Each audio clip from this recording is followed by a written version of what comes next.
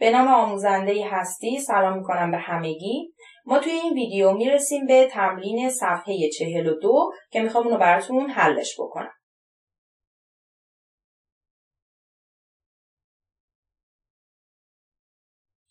خب سوال اول من دیگه فرم امتحانیشو براتون نوشتم، اون توضیحاتی که کتاب داده رو حذف کردم. گفته که در هر مثلث دلخواه ثابت کنید اندازه زاویه خارجی با مجموع دو زاویه داخلی غیر مجاورش برابر است. خب ما تا شکل نداشته باشیم نمیتونیم فرض و حکم بنویسیم. پس اول میایم یه شکل میکشیم، چون داره در مورد مثلث دلخواه صحبت میکنه یه مثلث دلخواه میکشم و چون داره در مورد زاویه خارجی صحبت میکنه من باید یکی از این اضلاع رو امتداد بدم. بچه‌ها اگر کسی برای تشخیص زاویه خارجی و داخلی مشکل داره، من یکی از ویدیوهای قبلی خودم رو لینکش رو توی توضیحات قرار دادم که مربوط به همین فصله. توی یکی از فعالیت‌های همین فصل ما اومدیم فرض و حکم واسه این سوال نوشتیم و اونجا من زاویه خارجی و داخلی رو قشنگ برای شما معرفی کردم. تمام ویژگی‌ها و نکات ریزش هم براتون گفتم. اون ویدیو رو براتون لینکش رو توی قسمت توضیحات قرار میدم. حتما اگر کسی توی تشخیص زاویه خارجی و داخلی مشکل داره اون ویدیو رو ببینه. اونجا ما این مسئله رو اثبات نکردیم ولی خب اینجا میخوایم اثباتش بکنیم. من میام این شکل رو نامگذاری میکنم. اینو میگیرم رأس A، اینو میگیرم رأس B و اینو میگیرم رأس C. A به دو قسمت شده. من قسمت داخل رو 1 میذارم، قسمت خارج رو 2 میذارم. گفته زاویه خارجی من اینجا میشه A2. بعد گفته زاویه داخلی غیر مجاور. زاویه داخلی غیر مجاور میشه B و C. ببینید بچه‌ها مجاور در لغت به معنی کناره. وقتی میگه غیر مجاور شما باید زاویه هایی که کنار زاویه خارجیتون هست انتخاب نکنید. الان A1 مجاور به A2 ولی B و C غیر مجاور به A2 هستن. پس چون گفته غیر مجاور من باید B و C رو در نظر بگیرم و از اونجایی که گفته مجموع پس باید جمعشون کنم. حالا میرم فرض و حکم رو مینویسم. فرض تنها اطلاعاتی که به ما داده شده اینه که مثلث شکلمون، پس ABC مثلث است. این میره توی فرض. حالا حکم رو مینویسم. گفته زاویه خارجی یعنی A2 با مجموع دو زاویه داخلی غیر مجاور، هم داخلی هم غیر مجاورن و همین که با هم دیگه جمع شدن، پس A2 برابر با B به علاوه C. حالا من میخوام برم اینو اثباتش بکنم. از دو تا قضیه میخوام استفاده کنم. یکی قضیه زاویه نیم صفحه هستش که تو ویدیوهای قبلی هم چند بار ازش استفاده کردیم. یکی هم مجموع زاویه های داخلی مثلث هستش. خب زاویه نیم صفحه و مجموع زاویه های داخلی مثلث که توی کار در کلاس صفحه 40 براتون اثباتش کردم. اون ویدیو رو هم براتون توی توضیحات قرار میدم لینکشو. خب زاویه نیم صفحه ببینید A1 و A2 هر دوتا روی خط از یک رسم شدن. پس من میتونم بگم A1 به علاوه A2 با همدیگه زاویه نیم صفحه یعنی 180 درجه ساختن. و اینکه زاویه A1 که یه زاویه داخلیه با B و C که هر دوتاشون هم زاویه داخلی مثلث هستن مجموعشون میشه 180 درجه. اینو قبلا اثبات کردیم. خب کسایی که ویدیوهای قبلی رو دیدن میدونن که الان میخوام چی کار بکنم. الان میخوام بگم چون طرف دوم معادله با هم برابره، همینجا 180 همینجا 180، طرف اول معادله رو برابر قرار بدم. یعنی بگم A1 به علاوه A2 طرف اول این معادله برابر با A1 به علاوه B به علاوه C طرف اول معادله پایین. خب الان بازم کسایی که ویدیوهای قبلی رو دیدن میدونن که من میخوام طبق اصول معادله، ببینید معادله یعنی یه طرف برابر با یه طرف دیگه باشه، یعنی معادل با یه طرف دیگه باشه. طبق اصول معادله ما میتونیم عددهای تکراری و یکسان رو از دو طرف حذف کنیم. پس میام A1 و A1 رو حذف میکنم چون تکراریه. من میتونم این کار رو طبق اصول معادله انجام بدم. خب از این طرف میمونه A2، از این طرف هم میمونه B به علاوه C که اگه با حکم مقایسه کنید میبینید همون حکمه. پس ما به حکم رسیدیم و حکممون اثبات شد. اینم از اثبات این مسئله. میریم سراغ سوال دوم که در مورد محدب یا مقعر بودن شکل است. ببینید محدب یا مقعر بودن شما قبلا هم تو کلاس هفتم داشتید.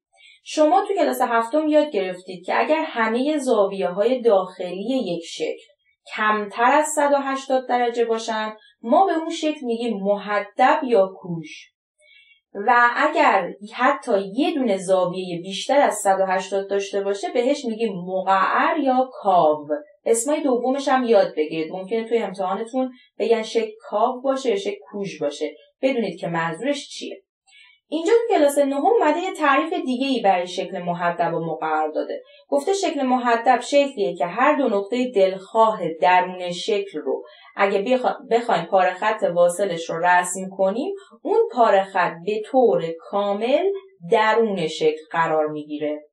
اگر یعنی هر دو نقطه دلخواه داخل شکل باشه ما بیایم پاره خط رو وصل کنیم کامل داخل شکل قرار بگیره.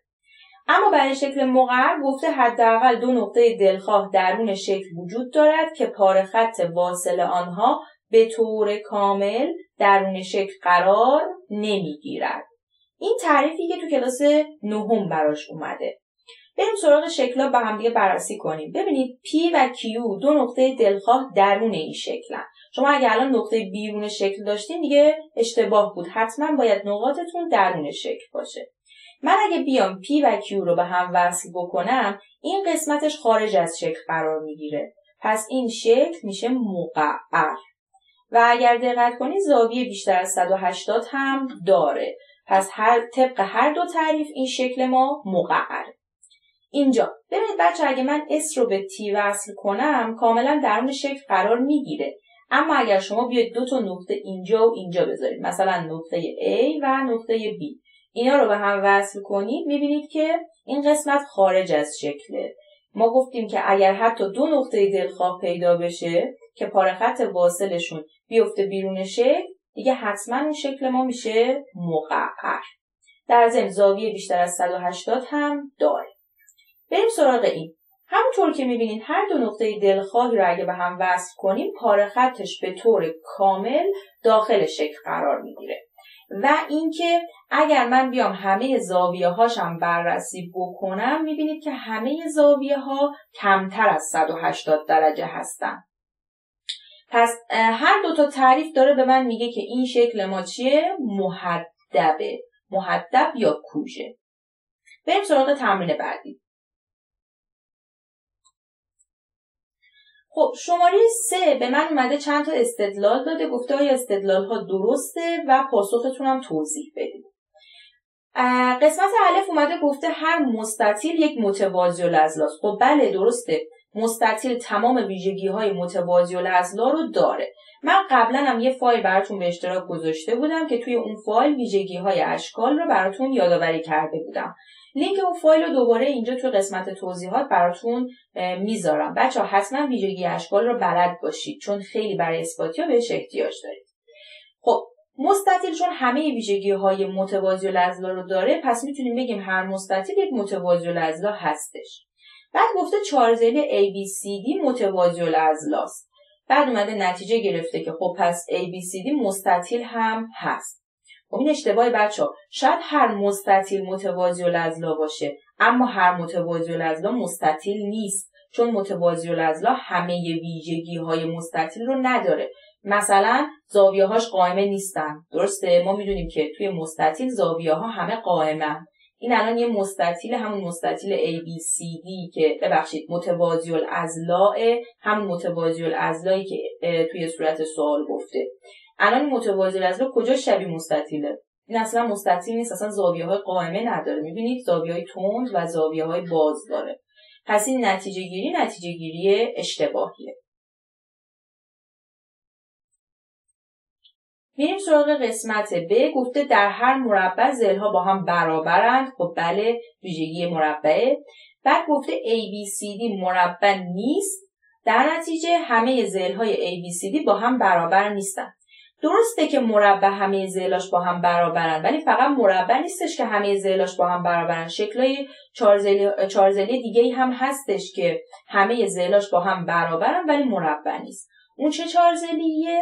لوزیه بچه‌ها. اگر یادتون باشه لوزی هم همه ضلعاش با هم دیگه برابر بود، اما زاویه‌هاش قائمه نبودن. مثلا 2 تا زاویه تند داره، اینجا هم 2 تا زاویه باز داره. بنابراین لوزی با اینکه همه ضلعاش با هم برابرن ولی مربع نیست. پس ما یه مثال نقض پیدا کردیم برای این قسمت ب. شما تو ریاضی یه مثال نقض که پیدا کنید واسه هر چیزی میتونید اون قضیه رو کلاً نادرستیشو نشون بدید و رد کنید. پس اینم اشتباه میشه. مثال نقضش هم میشه لوزی.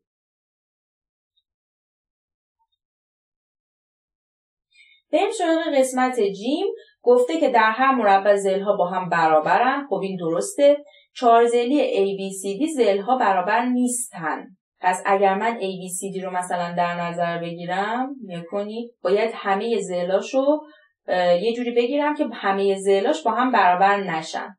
بعد اومده نتیجه گرفته که ABCD مربع نیست. خب این نتیجه گیری درستیه. چون اگر قرار باشه مربع باشه باید همه ضلعاش برابر باشن. مربع غیر ممکنه که ضلع‌هاش با هم برابر نباشن. اگه برابر نباشن دیگه مربع نمیشه. پس این نتیجه گیری درستیه.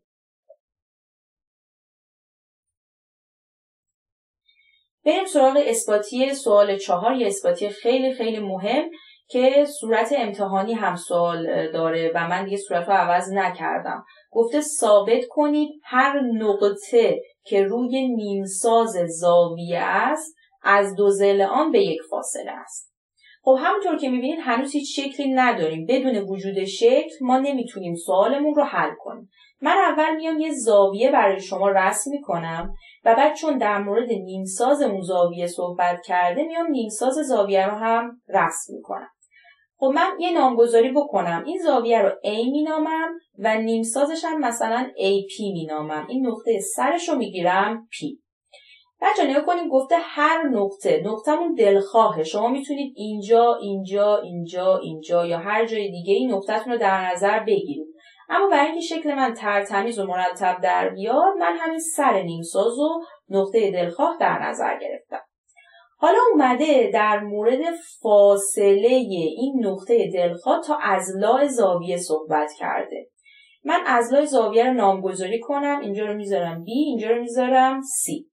بچه نگاه کنید شما تو سالهای قبل داشتین. شما اگه بخواید یه خطی رو فاصله‌ش رو از یک نقطه در نظر بگیرین، اون فاصله رو نباید بیاین خطهای مورب بکشین، نباید اینجوری بکشین. باید یه خط عمود در نظر بگیرین. در واقع کمترین فاصله بین نقطه تا خط میشه فاصله نقطه از خط. این یادآوری از سالهای گذشته رو اینجا هم براتون نوشته. گفته فاصله یک نقطه از یک خط برابر با طول پاره خطی است که از آن نقطه بر خط عمود است.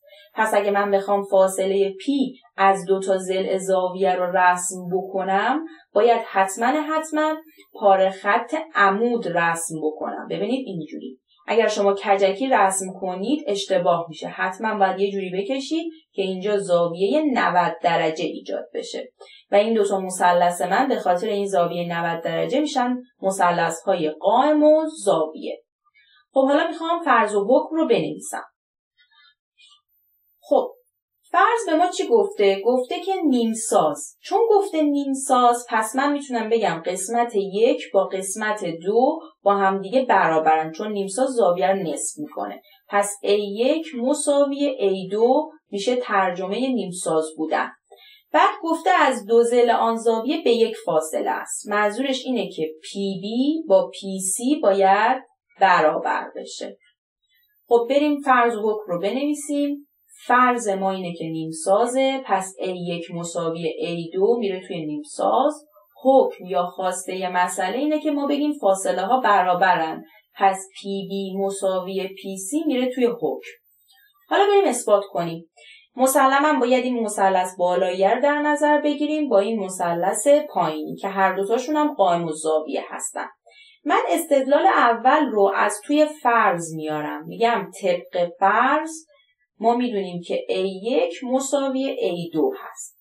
و اگر به شکل‌ها خوب دقت کنید میبینید که AP با AP برابر، یا بهتر بگم مشترک، ضلع مشترکشونه.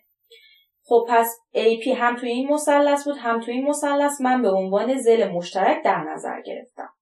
خب بچه‌ها استدلال سومو چی بنویسیم؟ من قبل از اینکه شما ذهنتون درگیر استدلال سوم بشه یه سوال دارم. اصلا به استدلال سوم نیازی هست؟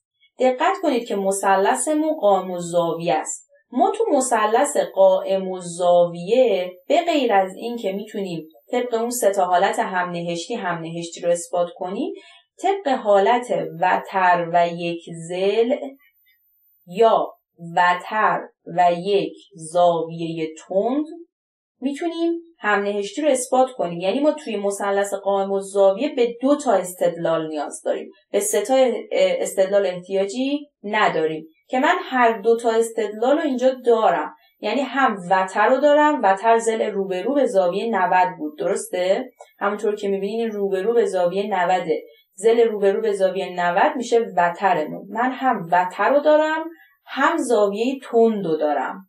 پس میشه گفتش که این اثبات انجام شده، نیازی به استدلال سوم نیست. طبق چه حالتی؟